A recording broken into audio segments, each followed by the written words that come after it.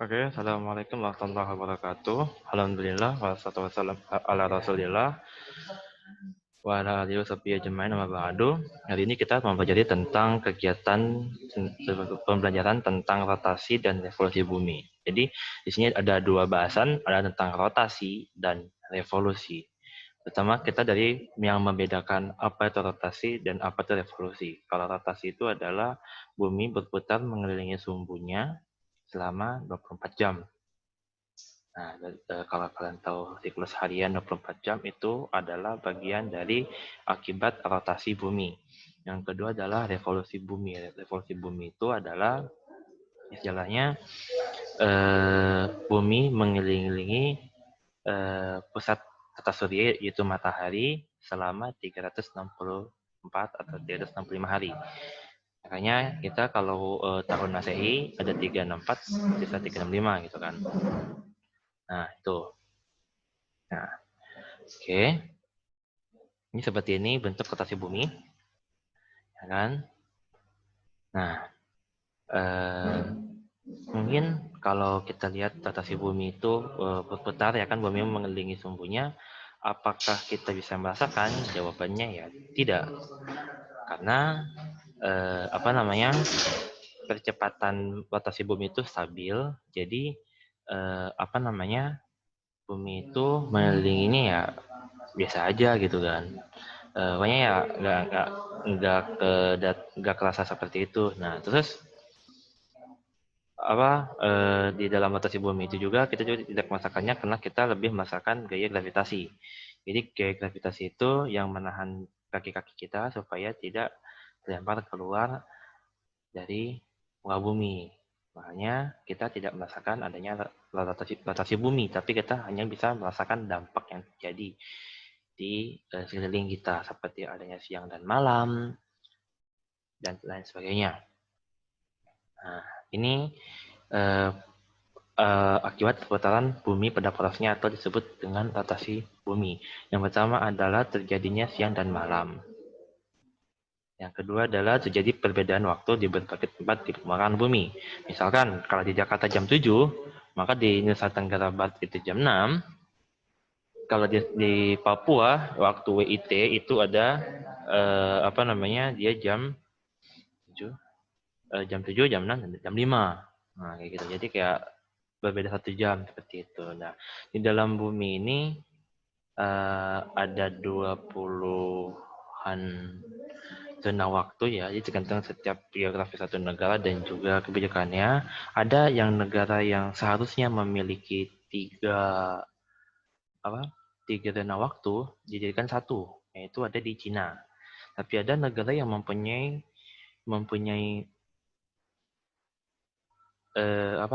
zona waktu sampai 12, yaitu ada di Rusia gitu kan. Karena itu dipengaruhi oleh lokasi geografisnya dan juga pembagian zona waktu berdasarkan garis lintang dan garis bujur. Lalu berikutnya ada gerak semu harian bintang. Jadi akibat rotasi bumi, maka kita yang ada di bumi melihat seolah-olah matahari yang berputar dari timur ke barat mengelilingi bumi. Padahal yang bergerak sebenarnya adalah matahari tidak bergerak, tetapi bumilah yang bergerak berputar mengelilingi matahari dari barat ke timur. Nah, makanya sebenarnya kalau kita lihat di langit itu kayak matahari itu dari timur ke barat gitu kan. Cuma begitu kita lihat yang sebenarnya itu bukan seperti itu. Jadi bumi itu berputar mengelilingi porosnya. Jadi akibat perputaran tersebut, maka seolah-olah matahari itu bergerak, padahal enggak. Matahari yang diam, bumi yang bergerak. Makanya disebutnya dengan gerak semu. Nah, jadi yang keempat adalah perbedaan percepatan gravitasi di permukaan bumi. Dampak selanjutnya dari rotasi bumi adalah perbedaan dalam percepatan gravitasi bumi. Rotasi bumi menghasilkan gerakan yang tidak teratur pada logam cair dalam bumi yang mengakibatkan massa bumi tidak terdistribusi secara merata dan mengakibatkan percepatan gravitasi berbeda nilainya di berbagai tempat di belahan bumi. Nah, berikutnya ada perubahan arah angin. Nah, Ini bisa dibaca ya, angin bergerak menuju area dengan tekanan minimal. Ini menyebabkan perubahan arah angin sebagai efek dari gaya Coriolis di angin. Di belahan bumi utara, angin akan bergerak ke selatan, ke kanan. Sebaiknya di belahan bumi bagian selatan, angin akan bergerak ke kiri. Efek dari gaya Coriolis ini berdampak pada beberapa hal seperti perubahan arah aliran laut. Nah, sekarang kita belajar tentang revolusi. Nah, revolusi itu istilahnya bumi mengelilingi matahari. Dah, itu aja yang gampang. Nah, berapa lama? 365,25. Nah, mengapa kita mempunyai hari 365, mempunyai 364 gitu? Karena apa namanya? 365 bisa 366, sorry. Itu karena waktunya 365,25 hari. Masa kan kita kan nggak mungkin kayak jamnya tuh diparoin sekian. Nah, oleh karena itu, sesuai dengan kebijakan di zaman Romawi kuno, ada namanya tahun kabisat, yaitu setiap 4 tahun sekali digenapkan jadi 366 hari.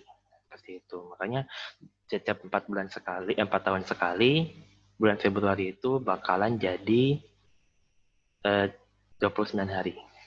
Nah, jadi ini bidang orbit bumi ini, bidangnya ini disebut dengan nama ekliptika. Nah, sudut antara bidang orbit planet lain dengan ekliptika disebut inklinasi. Jadi inklinasi itu sudut antara bidang orbit planet atau bumi dengan ekliptika. Jadi kayak bumi itu miring. Nah, ini miringnya ini disebut dengan nama di sini inklinasi. Nah, tapi planet memiliki bidang orbit sendiri-sendiri. Sudut yang dibentuk oleh bidang ekliptika dengan bidang orbit planet tertentu disebut sudut inklinasi. Waktu yang diperlukan adalah 365 hari, 5 jam, 48 menit, 46 detik atau setahun lebih dikit. Nah, karena kelebihannya ini maka dikalkulasikan ada 365, ada 366 kayak gitu. Nah, apa akibat revolusi bumi? Yang pertama adalah gerak semut tahunan matahari. Ini seperti ini. Nih, jadi seolah-olah bumi itu bergerak matahari itu bergerak seperti ini. Jadi ketika di awal musim semi ada di 0 derajat lintang khatulistiwa, tetapi semakin ke musim panas sampai ke puncaknya musim panas, matahari seolah-olah berada di paling utara bumi.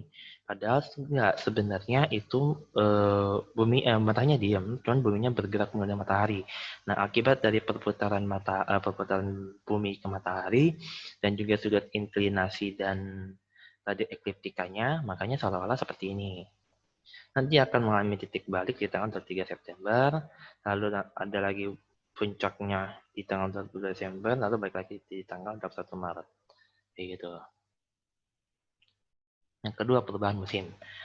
Nah, karena istilahnya kita itu, bumi itu sebenarnya tidak tegak 90 derajat, tetapi bumi itu agak kemiringan 23,5. Nah, akibat kemiringan 23,5 ini, makanya terjadi perbedaan musim. Nah, jadi di bagian bumi bagian utara dari tanggal 21 Maret sampai 21 Juni ada namanya musim panas. Ya kan? Kalau dari 21 Juli ke 23 September itu ada musim gugur. 23 September sampai 21 Desember, terus nanti ada lagi sampai 21 Maret lagi, itu namanya musim dingin. Makanya ada musim semi, musim panas, musim gugur, musim salju. Itu kalau di utara. Kalau di selatan kebalikannya. Musim panas dulu, habis musim dingin, musim gugur, musim dingin, musim panas, musim semi, musim panas. Makanya ketika di utara Natal itu di bulan Desember sampai mungkin ikonnya adalah salju, maka di Australia di bumi bagian selatan itu Natal dirayakan di musim panas. Kayak gitu. Nah, lalu ada lagi perbedaan lama siang dan malam. Nah, jadi di beberapa tempat ada yang disebut dengan nama jam tambahan musim panas. Jadi ketika musim panas, matahari itu akan bersinar lebih lama daripada musim-musim yang lain.